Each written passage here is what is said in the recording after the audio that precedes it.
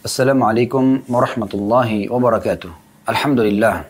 Segala puji dan puja kehadirat Allah subhanahu wa ta'ala atas segala nikmat yang dilimpahkan kepada kita. Dan sebagai seorang muslim, pasti hatinya dipenuhi dengan keyakinan kalau kalimat Alhamdulillah adalah kalimat penghubung antara dia dengan Tuhannya Allah subhanahu wa ta'ala, satu-satunya pencipta segala sesuatunya, baik di langit, di bumi, di kedalaman lautan, terjangkau atau tidak terjangkau oleh mata manusia. Dan Allah menjadikan kalimat Alhamdulillah sebagai kalimat berterima kasih atau syukur yang dengannya segala kebutuhan kita untuk roda kehidupan di muka bumi ini akan terpenuhi.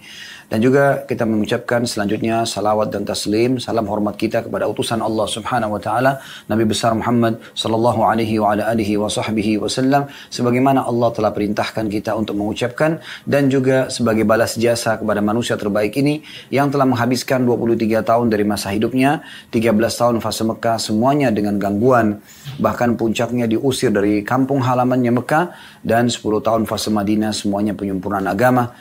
Teman-teman sekalian, pada kesempatan ini kita akan membahas insya Allah baik hadirnya teman-teman dari Auckland, dari Indonesian Islamic Center, seingat saya bernama Uthman bin Affan ya, maaf kalau keliru.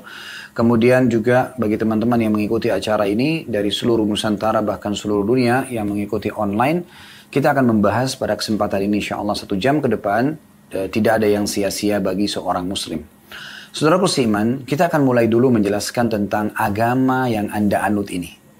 Perlu kita semua renungi baik-baik. Kalau agama ini adalah panduan hidup, agama ini adalah sesuatu yang akan selalu mengontrol, mengawasi, membantu dan menjelaskan kepada kita mana yang boleh dan mana yang tidak boleh.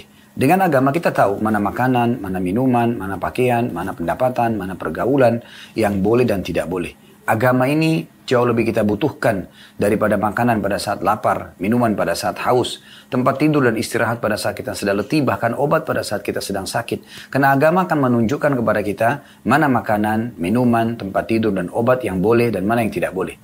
Itulah fungsi agama, saudaraku seiman. Dan agama yang Allah subhanahu wa ta'ala turunkan untuk menjadi petunjuk bagi manusia di muka bumi ini, dari awal Allah perintahkan agama itu sampai hari kiamat nanti hanya satu, yaitu agama Islam. Jadi dalam keyakinan seorang muslim tidak ada agama kecuali Islam. Ini Allah subhanahu wa ta'ala jelaskan, bisa teman-teman lihat dalam surah Al-Imran, surah nomor 3 ayat 19. Di mana Allah subhanahu wa ta'ala memastikan dalam ayat itu, Inna ad-dina indallahil Islam. Sesungguhnya agama di sisi Allah hanya Islam. Maknanya adalah tidak pernah Allah turunkan agama lain.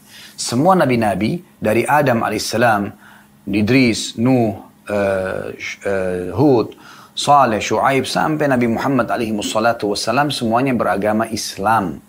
Dan ini tidak ada agama lain. Perbedaan dasar di antara mereka hanya dalam syariat saja atau peraturan-peraturan yang Allah turunkan. Terkadang di masa satu rasul ada peraturan yang tidak dibolehkan dan di masa rasul yang lain dibolehkan. Tetapi induk judul agama mereka sama, yaitu Islam. Makanya Allah pastikan dalam surah Al-Imran yang akan dibaca oleh orang beriman sampai hari kiamat nanti, Inna ad-dina indallahil Islam, di ayat 19-nya. Sesungguhnya agama di sisi Allah hanyalah Islam. Lalu Allah perkuat lagi ini, masih surah yang sama, surah Al-Imran, surah nomor 3 ayat 85-nya. Wa may yabtaghi ghairal islami dinan fala yuqbala min wa huwa fil akhirati minal khasirin. Siapa yang coba-coba memilih selain Islam sebagai agamanya, maka tidak akan diterima darinya. Karena memang tidak ada agama lain yang Allah turunkan selain Islam, dan dia termasuk orang-orang yang rugi nanti di hari kiamat. Dan Allah subhanahu wa ta'ala memastikan di dalam ayat yang lain, siapapun yang berada dalam keadaan Islam, baik lahir dalam keadaan Islam atau dia mendapatkan hidayah sehingga masuk Islam di masa dewasanya, maka mereka semua berada di atas cahaya Tuhannya. Allah subhanahu wa ta'ala menyebutkan dalam surah Az-Zumar, surah nomor 39 ayat 22. Afaman syaraha sadrahu lil islami fahuwa ala nuri min rabbih.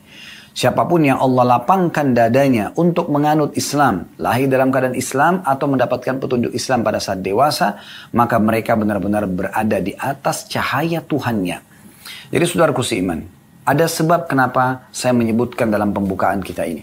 Karena apa yang akan kita bahas tentang masalah tidak ada yang sia-sia bagi seorang muslim sangat berhubungan sekali dulu dengan pondasi dasar tentang kebenaran agama yang mereka anut. Jadi ini penting sekali.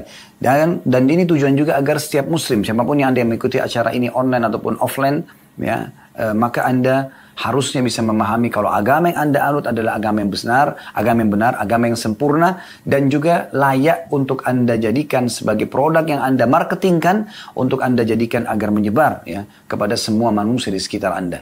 Anda yang ada di Auckland tentunya kita berharap Anda bisa, jangan ragu untuk menawarkan kepada orang-orang Islam. Ya, jangan pernah ragu untuk menawarkan tentang kemuliaan agama ini. Dan Anda tidak perlu menjadi sosok Ahmad Didat atau menjadi Dr. Zakir Naik untuk menguasai Bible mereka sehingga Anda bisa berdebat dengan mereka. Bukan itu. Kita mengajak mereka untuk memahami agama kita. Pertanyaan sederhana, apakah Anda sudah tahu tentang Islam? Kalau dia mengatakan iya, biarkan dia menjelaskan tentang Islam apa yang dia ketahui.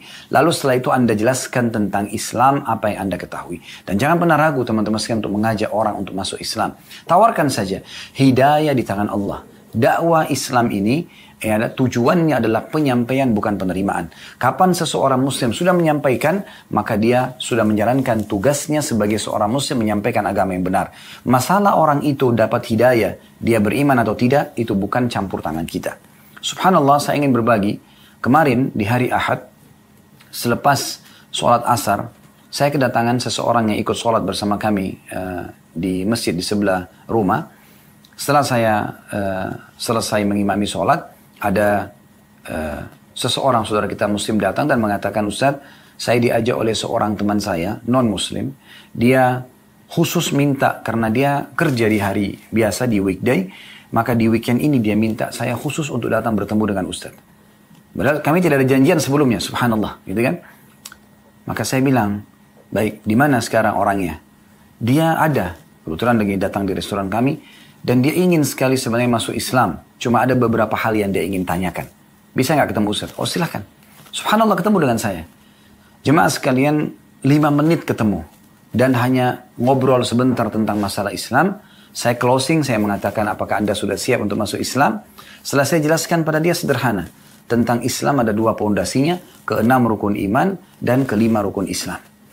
Lalu saya closing, saya mengatakan apakah Anda siap untuk masuk Islam? Dia mengatakan ya Ustaz. Lalu syahadat, kurang dari 1 menit syahadat itu. Asyhadu an la ilaha illallah wa asyhadu anna Muhammad Rasulullah. Dan kita terjemahkan, subhanallah, dengan itu saja kalimat ini, maka dalam hitungan 1 menit atau kurang dari 1 menit, dia telah terselamatkan oleh dengan izin Allah SWT dari api neraka. Itulah yang Nabi SAW katakan dalam sebuah riwayat sahih pada saat mendatangi atau menjenguk seorang anak muda Yahudi yang biasa membantu kebutuhan Nabi SAW. Pada saat lagi sakit keras, Nabi SAW datang ke rumahnya. Lalu kemudian Nabi SAW berada di atas kepalanya sambil mengatakan, wahai anak muda, masuk Islamlah. Itu tawarannya, masuk Islamlah. Maka dia pun melihat ke arah ayahnya. Lalu kemudian ayahnya mengatakan, Ati' Abul Qasim. Patuhi ayahnya Qasim, maksudnya Nabi Muhammad SAW. Karena anak pertama Nabi SAW namanya Al-Qasim. Dipanggil Abul Qasim. Maka pada saat itu pun dia syahadat. Setelah dia syahadat, kata Nabi SAW, Alhamdulillahilladzi anjahu minan nar. Segala puji bagi Allah yang menyelamatkan dia dari api neraka. Saya kedatangan seorang teman kemarin juga menceritakan kepada saya bagaimana ada seseorang musisi yang terkenal masuk Islam di tangan beliau. Saya terharu mendengar cerita itu, jadi saya ingin menyampaikan. Jadi saya tidak perlu juga menyebutkan nama saudara kita muslim yang menceritakan, tapi intinya kita ambil pelajarannya. Dia mengatakan saya datang kepada seseorang, kemudian dia takut melihat penampilan saya karena menggunakan pakaian muslim. Setelah itu kemudian saya cuma mengatakan saya pun adalah seorang musisi dulunya. Kemudian beliau mengatakan, apakah sudah ada seseorang yang pernah berbicara tentang Allah kepada Anda, tentang Islam, tentang Nabi Muhammad SAW? Mulailah terjadi diskusi ringan. Setelah itu closingnya salaman untuk masuk Islam dan masuk Islam. Rata-rata subhanallah orang yang masuk agama ini, ya kalau kita mendengarkan sebab mereka masuk Islam, mungkin bagi kita seorang muslim biasa saja, tapi bagi mereka sangat bermakna. Oleh karena itu teman-teman jangan pernah ragu ya untuk berpegang teguh pada agama ini, menjalankan isi agama ini, dan juga menyebarkan dan mengajak orang lain untuk masuk Islam. Syaitan selalu membuat kita khawatir, ragu untuk menyebarkan agama ini, dan ini adalah kekeliruan yang luar biasa. Ini bisikan syaitan yang salah tentunya ya. Kemudian teman-teman sekalian juga Anda sudah tahu surah Al-Ma'idah surah nomor 5 ayat 3 Allah SWT memastikan kalau agama ini sudah sempurna ya. Dalam firman-Nya, Al-yawma akmaltu lakum dinakum, hari ini aku sempurnakan agama kalian, wa atmamtu alaikum ni'mati, dan aku sempurnakan juga nikmat kepada kalian, maksudnya tidak butuh lagi selain agama Islam, wa raditu lakumul Islam dinan, aku ridho Islam sebagai agama kalian. Kata Ibnu Abbas radhiyallahu anhuma, Allah telah Allah telah mengabarkan ya, kepada Nabi-Nya Muhammad SAW dan kepada orang-orang beriman bahwasanya dia telah menyempurnakan Islam bagi mereka sehingga mereka tidak lagi membutuhkan tambahan selamanya. Allah telah melengkapkan agama Islam sehingga ia tidak akan pernah menguranginya selamanya. Dan Allah juga telah meridhoi agama Islam, maka Allah tidak akan pernah marah pada orang yang mengaplikasikan dan menjalankan Islam juga menyebarkannya. Ini luar biasa. Ajak orang lain masuk Islam, teman-teman sekalian. Sampaikan kepada mereka berita gembira tentang masuk Islam. Bahwasanya kalau mereka masuk Islam, kesalahan-kesalahan mereka yang lalu, semua dosa-dosa mereka dimaafkan. Bahkan kebaikan-kebaikan mereka akan dapatkan. Apapun yang mereka pernah lakukan dalam pandangan agama Allah benar, seperti bakti sama orang tua, seperti bersedekah, menjenguk orang sakit, membantu orang susah, apa saja ya. Maka itu dalam Islam kena baik, sebelum mereka masuk Islam belum dicatat pahala, setelah masuk Islam itu tercatat semua pahala.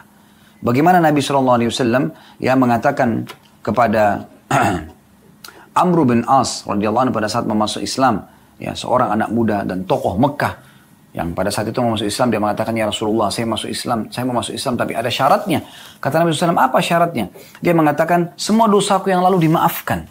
Aku punya banyak kesalahan. Ya. Maka kata Nabi SAW, wahai Amr, ya, apakah engkau belum mengetahui kalau Islam itu setelah masuk Islam akan membersihkan semua kesalahan yang lalu? Apakah kau belum mengetahui bahwasanya orang kalau hijrah di jalan Allah juga akan membersihkan dosa-dosa masa lalunya? Apakah engkau belum tahu kalau haji bisa membersihkan dosa yang lalu semuanya? Hadis ini riwayat Muslim. Begitu juga yang luar biasa yang disampaikan ya oleh Hakim ibn Hizam radhiyallahu anhu. Ini salah satu tokoh Mekah juga pada saat dia masuk Islam.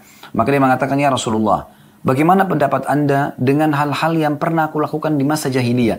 Dari sedekah, bebasin budak, dari silaturahim. Ya, apakah itu ada pahalanya? Kata Nabi SAW, engkau telah masuk Islam bersama dengan ya, apa yang telah kamu lakukan dari kebaikan-kebaikan tersebut. Maka sampaikan berita gembira ini kepada mereka. Mereka akan mendapatkan banyak sekali manfaat-manfaatnya ya, yang dari masuk Islam itu sendiri. Selebihnya sekali lagi hidayah di tangan Allah Subhanahu wa ta'ala. Ya, ini poin penting. Baik teman-teman sekalian, setelah Anda menjadi seorang muslim, seluruh kegiatan Anda, seluruh aktivitas Anda, selama bukan dosa, hanya ada dua. Dia bagian daripada perintah agama atau hal yang mubah. Perintah agama, ada yang wajib dan ada yang sunnah. Ya. Atau yang dibolehkan, mubah sifatnya. Yang wajib misalnya, sholat 5 waktu.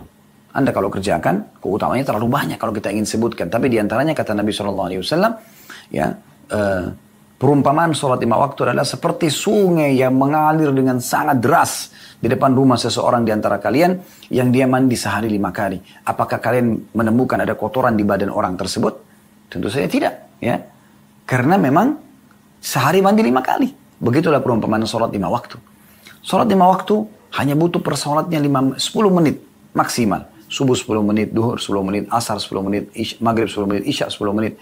Anda masih punya 23 jam plus 10 menit yang Anda bisa aktivitas yang lainnya. Dan kata Nabi SAW, sholat adalah awal amal yang dihisab hari kiamat. Kalau dia baik, maka beruntunglah orang tersebut. Kalau dia rusak, maka rugilah dia. Ya, dalam riwayat lain dikatakan, sholat itu kalau baik, maka akan membantu amal-amal yang lain. Kalau dia buruk, maka akan mengganggu amal-amal yang lain. Dan kata Nabi SAW, kalau seandainya amal sholat wajibnya itu, ya, kurang, maka Allah berfirman kepada para malaikat, carilah sholat-sholat sunnahnya. Kemudian ya, sempurnakanlah ya, sholat wajibnya yang kurang. Itu luar biasa. Itu yang wajib contohnya. Zakat. Anda hanya harus mengeluarkan setahun sekali. Dengan 2 syarat. Haul, masa setahun. 12 bulan. Dan dalam 12 bulan itu selalu stabil nisab Anda atau kadar minimal zakat atau harta Anda. 85 gram emas. Januari 85 gram emas total tabungan dan investasi kita. Tentu dinilai pada saat itu ya berapa nilai gramnya. Nilai 1 gram emasnya. 85 gram emas. Februari sama. Sampai Desember semuanya sama. 1 tahun semuanya sama. Maka di saat itu nanti Anda mengeluarkan 2,5%. Dan Anda berikan kepada 8 golongan yang disebutkan dalam Al-Quran. Di antaranya orang fakir dan miskin, para mu'allaf, ya, orang terlilit utang, pembebasan budak. Ya.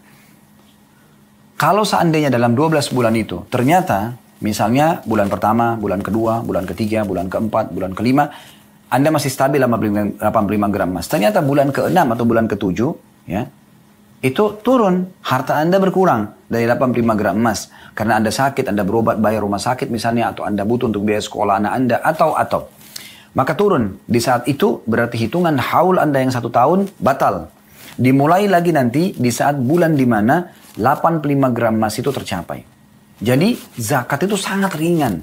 Hanya kalau terpenuhi dalam 1 tahun 85 gram emas non-stop selama 12 bulan baru Anda keluarkan hanya 2,5%. Tujuannya untuk membersihkan harta Anda.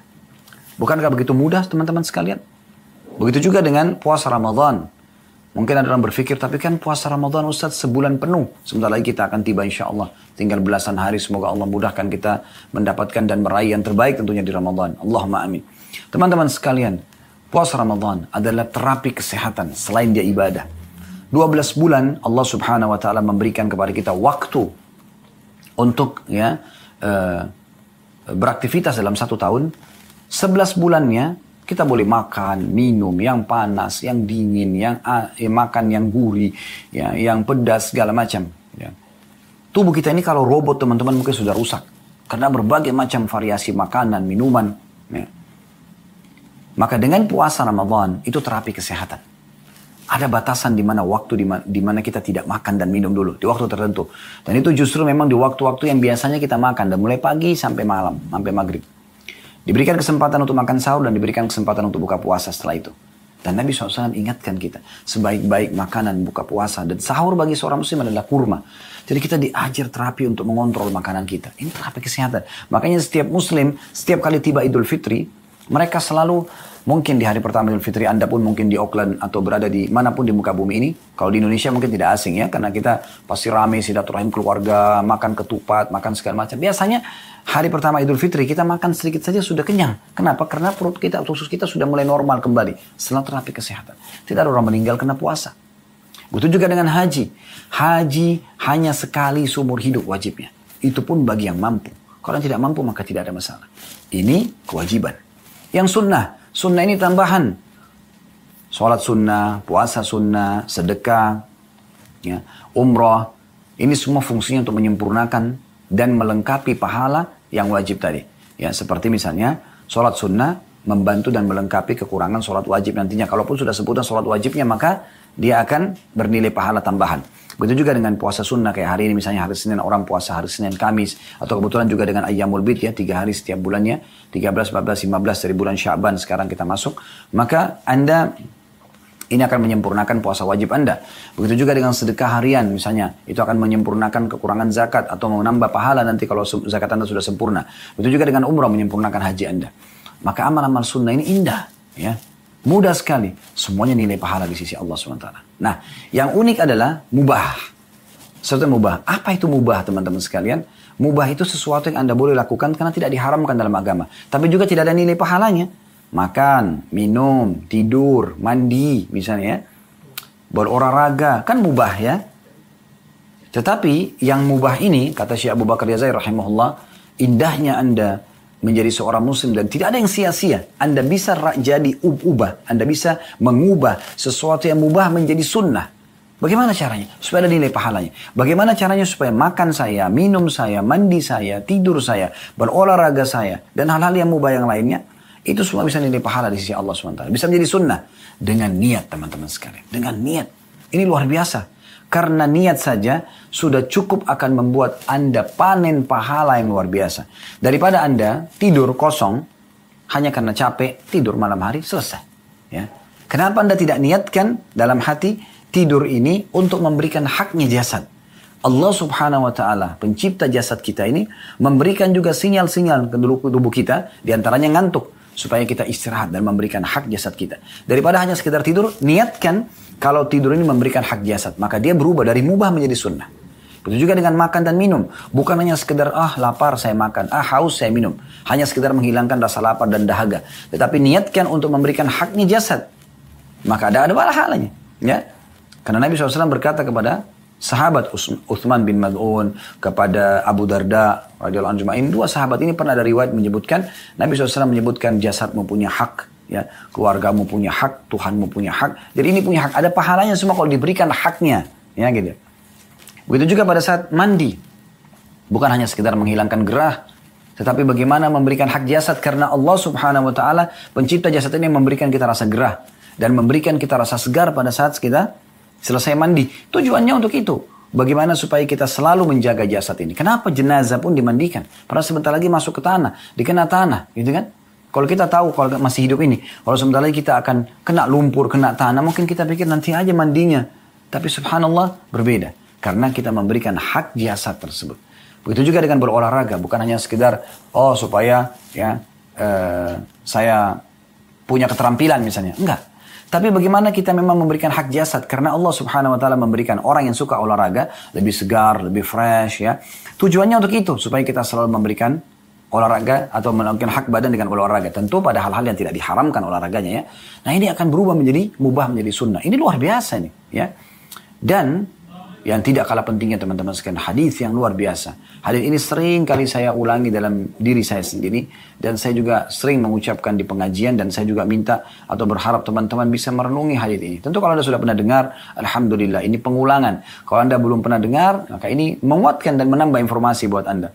Hadis Ibnu Abbas radhiyallahu anhuma, yang beliau mengatakan bahwasanya Nabi SAW menyampaikan tentang wahyu dari Tuhannya. Ini hadis qudsi ya. Fima yarwi an rabbihi tabaraka wa ta'ala. Nabi SAW meriwayatkan dari Tuhannya yang maha berkah dan maha tinggi. Qala, yang berbunyi, Inna Allah katabal hasanati was sayyiat, thumma bayyana dhalik. Sesungguhnya Allah telah mencatatkan dan menentukan semua balasan-balasan kebaikan dan juga dosa-dosa. Dan menjelaskan itu. Faman hamma bihasanatin falam ya'malha, katabaha Allahu indahu hasanatun kamilah. Ya, atau hasanatan kamilah.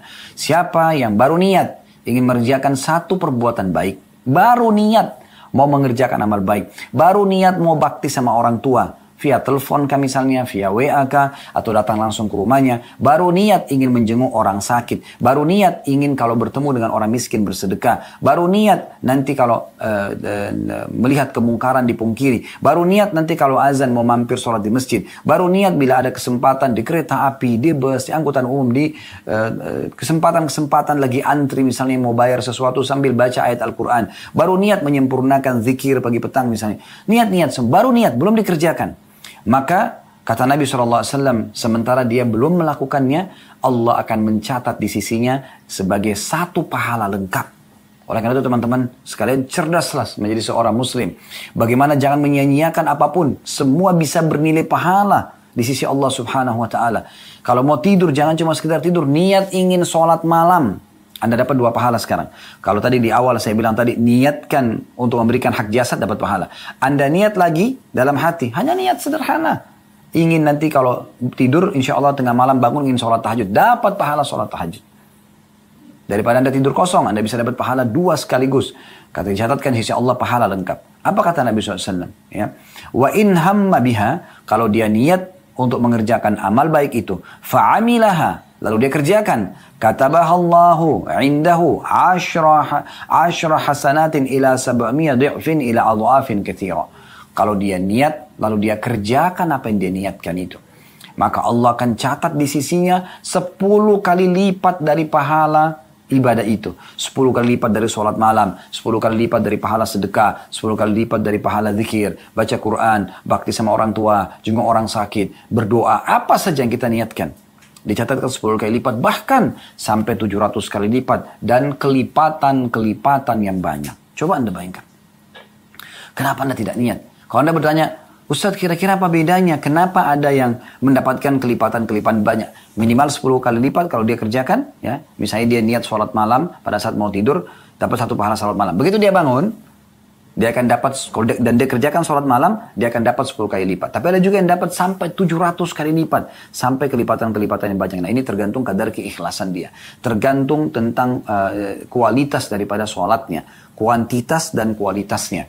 Maka ini semua akan memberikan ekstra tambahan pahala. Maka selalu ikutkan dengan niat. Lanjutan hadisnya. Kata Nabi SAW, wa in hamma bisayyi'atin. Dan kalau seseorang niat mau ngerjain dosa, mau zina, mau bohong, mau menipu, mau memukul, mau membunuh, apa saja dari keburukan. Falam ya'malha, lalu dia batalkan. Dia tahu ini dosa, nggak mau. Dia batalkan, saya nggak mau.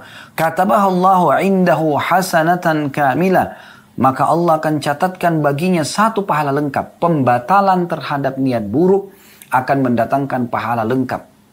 Wa in hamma biha, kalau dia berniat, fa'amilaha, lalu dia kerjakan dosa tersebut, katabahallahu sayyi'atan wahidah. Allah hanya catatkan baginya satu dosa saja. Ini luar biasa. Ini luar biasa. Hadis ini sahih diriwayatkan oleh Bukhari. Ya, bagaimana kalau kita niat untuk mengerjakan kebaikan, maka akan mendapatkan pahalanya walaupun belum dikerjakan. Kalau kita sudah kerjakan 10 kali lipat, sampai 700 kali lipat, sampai kelipatan-kelipatan yang banyak. Niat buat dosa, dibatalin karena Allah, dapat satu pahala. Dikerjakan hanya dicatatkan satu dosa saja. Perhatikan hadis yang lain. Kata Nabi SAW, innamad dunyatu li arba'ati nafar.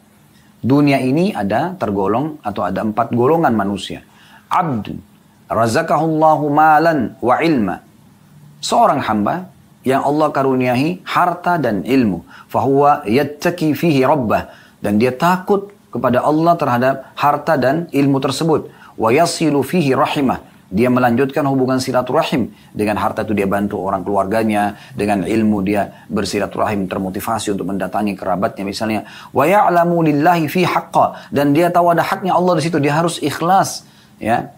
Dia harus tahu dalam harta itu sumbernya harus halal. Dikeluarkan juga pada yang halal. Ilmu juga dia harus belajari dengan ikhlas. Supaya ada keberkahan dan ajarkan kepada orang lain. Fahada ya, bi'afdalil manazil. Ini manusia yang paling baik kedudukannya. Oleh karena itu teman-teman amalkan doa. Saya selalu coba mengamalkan ini. Semoga Allah ikhlaskan niat. Ini hanya karena ingin berbagi saya sampaikan ya. Selalu berdoa, ya Allah karuniakan aku ilmu dan harta. Dan mudahkan hambamu ini untuk menghabiskan keduanya di jalanmu. Untuk bertakwa kepadamu pada keduanya gitu ya. Jadi harta sumbernya halal. Kita memberikan hak Allah di situ. Ya, dengan zakat, dengan sedekah, memberikan hak makhluk. Dan juga ilmu kita menuntut dengan ikhlas. Serta juga kita ya menjadikan sebagai pegangan hidup kita, pengontrol terhadap hidup kita. Kemudian kata Nabi SAW, wa abdun razaqahullahu ilman walam yarzukhu malan. Dan golongan kedua adalah seseorang yang Allah berikan kepada dia ilmu, tahu ilmu agama, tapi Allah belum berikan dia harta. Fahuwa sadikun niyah, dan dia ikhlas, tulus dengan niatnya. Yaqul, dalam niatnya dia berkata antara dia sama Tuhannya dalam hatinya, lau anna li malan la'amiltu bi'amali fulanin. Kalau seandainya aku betul-betul Allah berikan harta seperti si fulan. Golongan pertama tadi. Karena golongan pertama hartanya habis dibangunkan masjid, rumah anak yatim, bantu orang susah, sebarin Al-Quran, hajikan dan umrohkan orang dan seterusnya. Maka golongan kedua tahu ilmunya tapi dia nggak punya hartanya. Dia cuma lihat depan mata ini orang sibuk bangun masjid. Orang itu sibuk bantu anak yatim, bantu janda-janda dan seterusnya. Maka dia dengan niatnya tulus dalam hati. Dia mengatakan, ya Allah, kalau seandainya engkau memberikan aku seperti orang ini. Persis gitu, sama. Harta juga. Aku akan buat yang sama.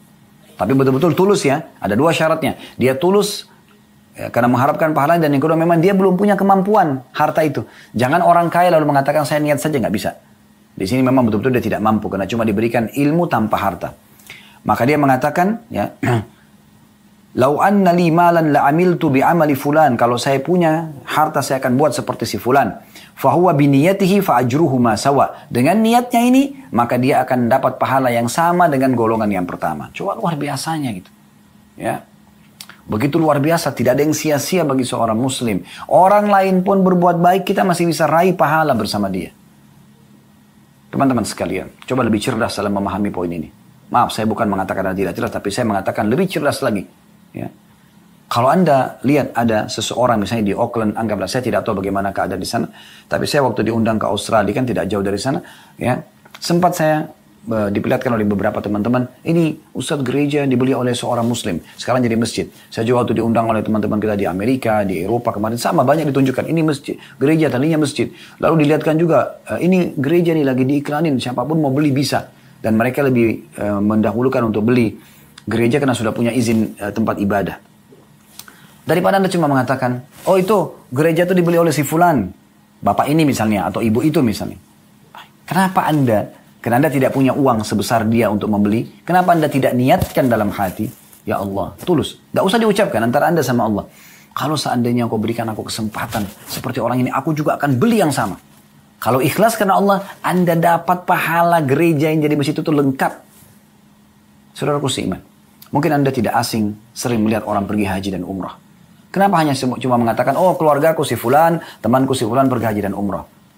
Anda mungkin belum punya kemampuan secara finansial. Kenapa Anda tidak bilang, ya Allah kalau seandainya antara Anda sama Allah sekali lagi dalam hati saja. Tidak ada ucapan lisan di sini. Niat dalam hati. Mengatakan, ya Allah kalau seandainya kau memberikan aku sama dengan orang ini, aku akan buat yang sama. Saya pernah duduk di Masjidil Haram teman-teman. Sambil saya merenungi. Melihat pembangunan masjid yang luar biasa. Orang yang tawaf non-stop 24 jam. Orang yang sa'i. Berapa banyak pahalanya. Sholat di sana 100.000 pahala. Kita kalau sholat sendiri. Berjamaah kali 25 kali lipat. Diangkat 27 derajat. Yang jadi imam dapat pahala makmumnya. Yang jadi muadzin dapat pahala seluruh orang yang sholat sana. Berapa juta orang yang sholat di sana. Non-stop. Sholat wajib, sholat sunnah, tawaf dan segala macam. Tapi ada satu poin penting. Kadang-kadang orang tidak pikirkan. Berapa banyak pahala yang didapatkan oleh keluarga Al Saud. Ya, keluarga pemerintah Saudi sekarang yang merenovasi masjid itu. Pernah nggak teman-teman Anda merenungi dan Anda berpikir. Kan kita tidak punya kemampuan mungkin sampai miliaran dolar untuk membiayai pembangunan renovasi masjid sebesar itu. Tapi dengan hadits ini, terimalah berita gembira saudaraku seiman. Sekali lagi, dengan hadits ini terimalah berita gembira Anda bisa panen pahala mereka. Kalau Anda ikhlas dalam hati mengatakan, ya Allah, kalau seandainya Engkau memberikan aku kesempatan seperti mereka, aku akan buat yang sama. Lihat proyek-proyek sosial yang besar di muka bumi yang sudah dikerjakan oleh saudara-saudara kita muslim. Anda tidak punya kemampuan, niatkan. Niatkan. Bahkan bukan mustahil sesuatu yang sudah berlalu pun Anda masih bisa mendapatkan pahalanya. Allah maha luas rahmatnya. Saya kadang-kadang kalau melewati lokasi perang Uhud, sambil menjelaskan kepada jemaah, sambil saya merenungi. Subhanallah. Takdir Allah subhanahu wa ta'ala, saya lahir di masa sekarang. Saya tidak bisa hidup di masa Nabi SAW. Apakah peluang pahala Uhud, pahala Badr, pahala Hunain, Fathi Makkah, Khaybar, ya, kemudian Tabuk, semua akan hanya sebagai kenangan sejarah saja? Atau masih ada peluang saya ikut serta berpahala bersama mereka? Maka jawabannya teman-teman, kalau kembali kepada ini Anda bisa dapatkan dengan niat, ya Allah, andai saja Engkau hidupkan aku di masa itu, aku akan buat yang sama. Aku akan menjadi sahabat Rasulullah SAW. Aku akan berperang bersama Nabi SAW. Aku akan berusaha untuk mati syahid. Ikhlasnya. Bukan mustahil teman-teman. Dengan rahmat Allah SWT, Anda dapat pahala semua peperangan-peperangan tersebut. Bukankah ini sesuatu yang agung teman-teman sekalian? Tidak ada yang sia-sia bagi seorang muslim. Dengan niat dia bisa itu. Apalagi kalau dia melakukannya, sudah kita jelaskan. 10 kali lipat, sampai 700 kali lipat, dan kelipatan-kelipatan yang banyak. Itu luar biasa. Dan ingat, jangan menjadi orang yang selanjutnya. Hadis masih berlanjut ya. Kata Nabi SAW, dunia 4 golongan. Yang pertama Allah kasih ilmu dan harta, lalu dihabiskan jalan Allah. Ini orang yang paling baik. Yang kedua orang Allah kasih ilmu tapi tidak punya harta. Sudah kita berikan contoh-contoh tadi. Maka lalu dia dengan niat yang ikhlas dia mengatakan, ya Allah kalau Engkau berikan aku seperti yang fulan, golongan pertama, yang sibuk menghabiskan hartanya di jalan Allah, ilmu kan dia sudah punya, tinggal hartanya, maka saya akan buat yang sama, maka pahalanya sama. Golongan yang ketiga, wa abdun razaqahullahu malan wa lam yarzuqhu ilma. Seorang hamba yang Allah karuniai harta tapi tidak diberikan ilmu. Dia kaya raya tapi tidak pernah mau belajar agama. Fahuwa yakhbitu fi malihi bighairi ilmin. Maka dia habiskan hartanya di jalan yang salah tanpa ada ilmu. Diskotik, bar, zina, judi, ya. Wala yattaqi fihi rabbah. Dia tidak takut pada Tuhannya di harta itu, tidak memberikan hak Allah di situ, zakatnya, tidak bersedekah memberikan hak makhluk. Fahadha bi akhbathil manazil. Ini adalah seburuk-buruk kedudukan. Kaya tapi nggak punya ilmu, habis hartanya pada tempat yang tidak benar. Ya. Ini sayang sekali, banyak orang seperti ini. Ini buruk sekali. Yang keempat lebih buruk lagi. Wa abdun lam yarzuqhullahu malan wala ilma. Seorang hamba yang Allah tidak kasih dia ilmu, tidak juga harta. Tidak dikasih harta, tidak dikasih ilmu.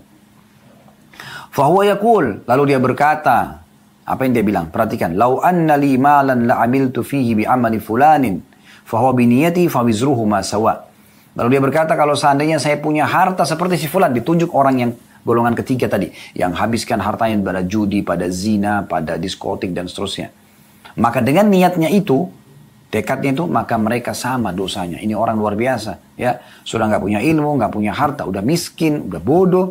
Lalu dia panen dosanya orang yang melakukan kemaksiatan. Maka hati-hati dengan niat. Hati-hati dengan niat, ya. Perhatikan juga hadis Nabi SAW. Tentu hadis itu hadis sahih, ya. Hadis sahih ini diriwayatkan oleh Tirmidzi, ya. Kemudian ada hadis yang lain juga, hati-hati dengan niat, jangan sampai salah ya. Niatnya buruk. Idzal taqal muslimani bisayfihima fal qatilu wal maqtulu finnar. Kata Nabi SAW, kalau dua orang muslim bertemu dengan memegang pedang satu sama yang lain, saling menyerang, maka yang membunuh dan yang dibunuh dua-duanya masuk neraka. Faqultu ya Rasulullah, maka sahabat ini berkata, yang merawikan hadis ya, itu tepatnya Abu Bakr, namanya Nufai' bin Harith Ats-Tsaqafi radhiyallahu anhu. Beliau mengatakan, ya Rasulullah, hadzal qatil fama balul maqtul. Kalau orang yang membunuh masuk akal ya Rasulullah. Kita tahu orang yang membunuh masuk neraka. Tapi orang yang dibunuh, bagaimana kami memahaminya kalau juga akan masuk neraka? Kata Nabi SAW, innahu kana harisan ala qatli sahibihi. Karena dia kalau tidak dibunuh, dia akan membunuh saudaranya itu. Dengan niatnya itu sudah bisa dapat hukumannya. Ini bahaya sekali. Ya. Harus hati-hati sekali teman-teman sekalian. Dan ada sebuah berita gembira yang luar biasa. Hadis Nabi SAW. Pada saat beliau sedang menuju ke Tabuk ya, peperangan terakhir Nabi SAW, perjalanan yang sangat jauh dari kota Madinah. Ya, butuh waktu perjalanan sebulan lebih ya, pasukan bergerak menuju ke sana. Itu cerita panjang tanpa peperangan, tapi yang jelas Nabi SAW waktu lagi istirahat berkat bersabda di depan para sahabat. Sesungguhnya di Madinah, di kota Madinah, ada saudara-saudara kalian yang tidak ada satu lembah pun yang kalian lewati. Langkah-langkah, setiap amal apapun yang dikerjakan dalam perjuangan jihad ini, kecuali mereka akan mendapat pahala bersama kalian. Kenapa? Kata Nabi SAW, habasahumul udhur. Karena mereka sebenarnya niat ingin ikut, ingin sekali. Tapi ada udhurnya. Mereka sakit. Mereka nggak bisa. Jadi kalau anda pun sakit, masih bisa niat. Kalau saya sehat, saya akan kerjakan itu ya Allah. Gitu. Luar biasa kan? Jadi luar biasa. Tidak ada yang sia-sia teman-teman sekalian. Oleh karena itu memang orang subhanallah yang mendapatkan hidayah Islam ini dan tahu dan mempelajari Islam ini, betul-betul dia adalah orang yang Allah inginkan kebaikan padanya. Nabi SAW telah mengatakan dalam sebuah hadis riwayat Imam Ahmad, ayyuma ahli baitin minal arabi wal ajam, rumah manapun, dari rumah orang Arab atau selain orang Arab, ya, aradallahu bihim khaira, Allah inginkan kebaikan bagi mereka, adkhala alaihimul Islam, ya, Allah masukkan Islam ke dalam hati mereka. Nah, ini luar biasa ini, ya, luar biasa. Jadi teman-teman sekalian, kontrol niat Anda. Semua amal soleh, sisi yang lain, semua amal soleh, tidak terkecuali teman-teman sekalian, semua amal soleh. Semuanya ada janji-janjinya. Anda tidak akan berbuat amal dalam Islam sia-sia, tidak akan pernah. Anda akan beramal soleh dan semua ada balasannya. Anda pernah dengarkan fadilah atau keutamaan. Sholat ada fadilahnya, ada keutamaannya. Wajib atau sunnah. Puasa ada keutamaannya. Ramadan atau puasa sunnahnya. Zakat ada keutamaannya. Sedekah juga ada keutamaannya. Haji ada keutamaan. Umrah juga ada keutamaannya. Bakti sama orang tua. Jenguk orang sakit. Jujur. Amanah. Tanggung jawab. Zikir. Berdoa. Apa saja. Dari semua perintah agama ini, ya, semua akan ada pahalanya. Tidak ada yang sia-sia.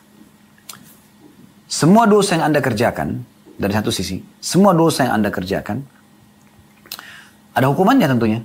Selama Anda tidak taubat. Tapi ada satu resep.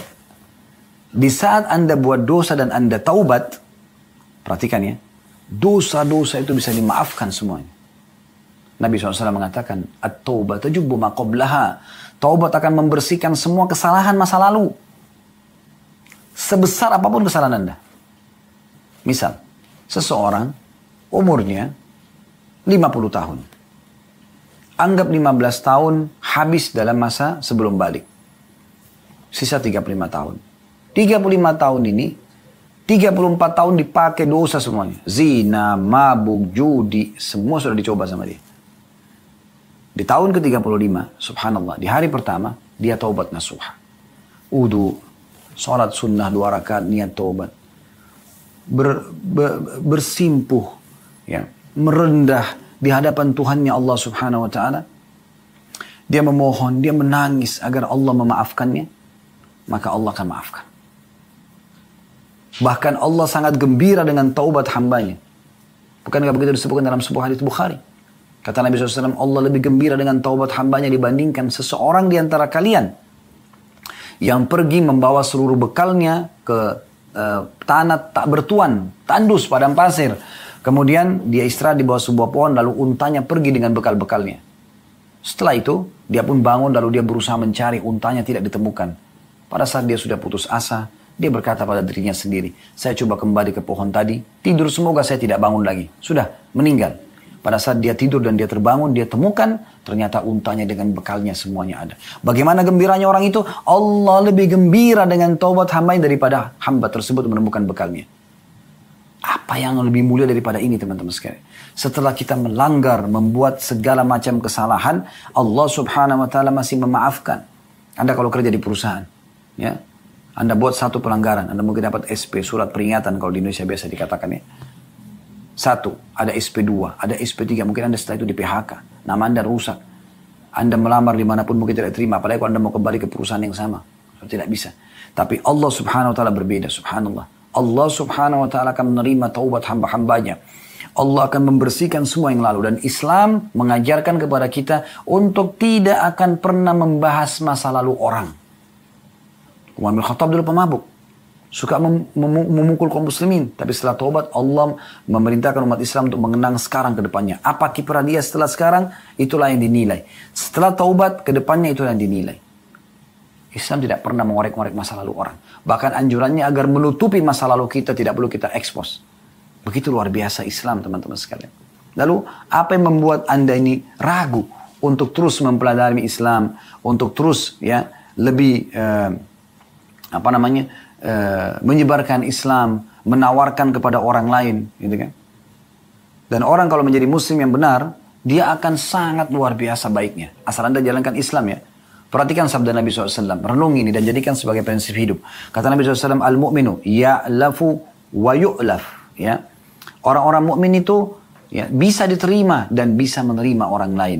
Wala khaira fiman la ya'laf wa la yu'laf. Dan tidak akan dinilai orang itu baik kalau dia tidak bisa menerima atau bisa diterima oleh orang lain. Wa khairun nasi anfa'um linnas. Dan paling baik ya di kalangan manusia adalah yang paling bermanfaat bagi orang lain. Ini prinsip dasar seorang muslim. Dan kalau Anda menjadi seorang muslim yang benar, Anda tidak akan mungkin ya menjadi orang yang sia-sia. Termasuk perbuatan Anda sia-sia buat diri Anda sendiri atau buat orang lain. Perhatikan sabda Nabi SAW, al-mu'minu ya'lafu wa yu'laf. Orang mukmin itu bisa menerima dan juga bisa ya diterima. Wala khaira fi man la ya'laf wa la yu'laf. Dan tidak ada kebaikan bagi orang yang tidak bisa diterima ataupun menerima. Ya. Wa khairun nas anfa'um linnas. Dan orang yang paling baik di antara muslimin yang paling bermanfaat bagi orang lain. Dan memang orang muslim itu selalu bermanfaat. Selalu memberikan manfaat. Boleh nggak saya silaturahim atau bakti sama orang tua yang non-muslim? Boleh. Bahkan wajib Anda bakti sama orang tua Anda non-muslim. Boleh nggak saya silaturahim dengan keluarga non-muslim? Wajib Anda silaturahim dengan mereka. Boleh nggak saya bertetangga, berteman, partner bisnis dengan orang non-muslim? Boleh. Yang tidak boleh hanya satu. Mendukung ibadah mereka saja. Itu saja. Kalau sudah ibadah mereka ya sudah. Lakum dinukum waliyadin. Ya. Kan Qul ya al-kafirun jelas ya. Surah al-kafirun. Qul ya ayyuhal kafirun, katakan hai orang kafir, la a'budu ma ta'budun. Saya tidak akan ikut apa yang kalian sembah ya. Wala antum a'buduna ma'bud. Kalian juga tidak usah ikut-ikutan apa yang saya sembah. Tidak usah ikut-ikut ritual ya gitu. Ibadah. Diulangi lagi, wala ana a'budu ma'badtum. Saya tidak akan ikut-ikutan apa yang kalian sembah. Wala antum a'buduna ma'bud. Kalian juga tidak usah ikutan apa yang saya sembah. Lakum dinukum waliyadin. Kalian punya agama dan saya juga punya agama. Tapi selain daripada ini dianjurkan. Dalam riwayat lain kata Nabi SAW, khairun nas anfa'um linnas. Ya. Sesungguhnya manusia yang paling baik adalah yang paling bermanfaat bagi manusia yang lain. Perhatikan ya.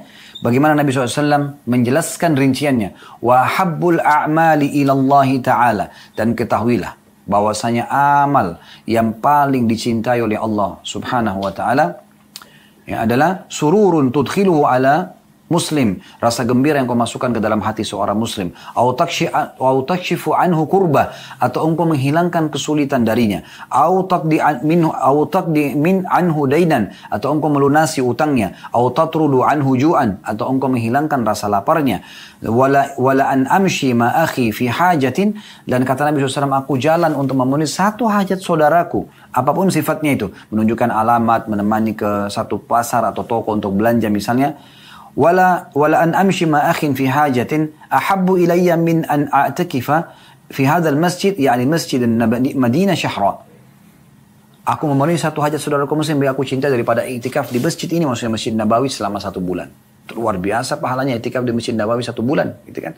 Tapi ini subhanallah bisa ya didapatkan dengan memenuhi hajat seseorang muslim. Sebagai penutup teman-teman sekalian, sabda Nabi SAW ini menandakan tidak ada yang sia-sia bagi seorang muslim, yaitu hadis sahih riwayat Muslim, la tahqiranna minal ma'rufi syai'a. Jangan kalian pelit-pelit, jangan perhitungan dengan satu kebaikan walaupun kecil di mata kita. Lalu Nabi SAW berikan gambaran hal yang paling ringan, yang paling kecil, walau antalqa akhaka biwajhin talq, walaupun kau harus bertemu dengan saudaramu dengan wajah senyum. Nah, ini perbuatan yang luar biasa sederhana, tapi akan bernilai pahala di sisi Allah Subhanahu wa taala. Kalau benar dari Allah, kalau dasar dari saya, mohon dimaafkan. Subhanakallahumma bihamdika, asyhadu an la ilaha illa anta astaghfiruka wa atubu ilaik. Wassalamualaikum warahmatullahi wabarakatuh.